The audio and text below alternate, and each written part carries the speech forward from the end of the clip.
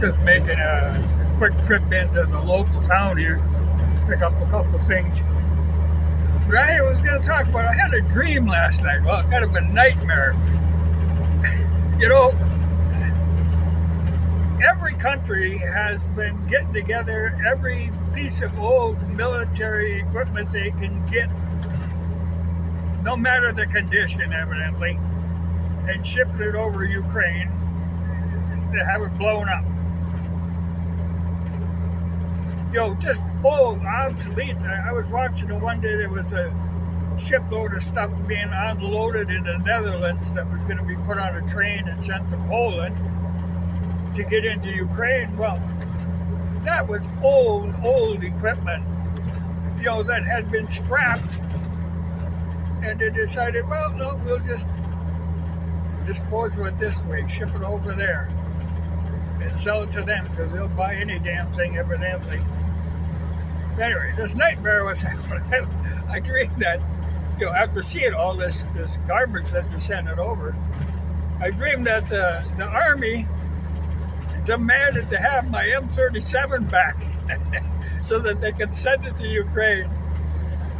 And it's funny because then you wake up and it takes you a while, to kind of come to your senses and realize it was just a dream.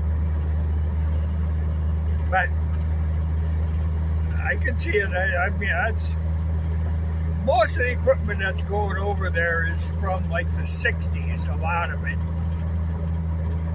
And so I think, my M37 is 54. They might be just a little too old. They haven't resorted to that yet, but it'll maybe come to that. It's really surprising. I can see no sense to it. It only prolongs this. How much more people are going to die. It's like they're trying to burn up every piece of military equipment that's laying around in these old countries.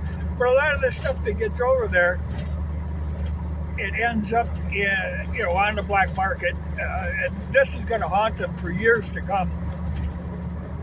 For 20 years, there's going to be these odd weapons turning up, used in all kinds of terrorist activities, and it's all stuff that we sent over. Well, us and the Brits. I don't know. I don't quite understand what the deal is with these Brits, that they keep on egging us up as much as they can. I don't know what their interest in this is. Because like they said, they've been on the ground. They're actually on the ground. They're now teaching them how to run some of that equipment.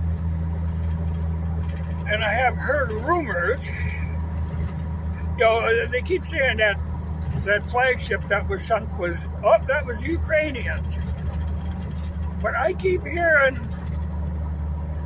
and I can see this happening, that it was some British undercover job, that it really wasn't the Ukrainians, but they're letting them take the credit for it because they don't want to look bad. But there are suspicions about that.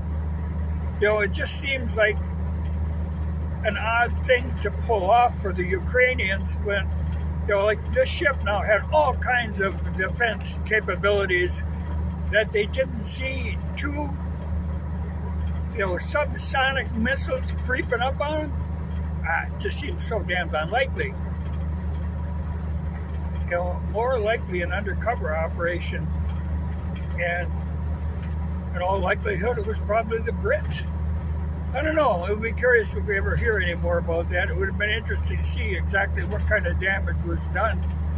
But the ship is on the bottom now, so there's no telling. But I think there are a lot of people that are kind of suspicious about that. But I don't quite grasp what it is that the Brits are so pissy about that. We're right now, we're going after China. We're sending all this crap over to Ukraine too, but we aren't getting too involved, though there are reports that we're actually running the operation. But I think the Brits are really doing the dirty work. I think we're going to get more involved in the Chinese angle. I can't see, the way they're going. They keep escalating it, no matter how many people die. They just keep cranking it up.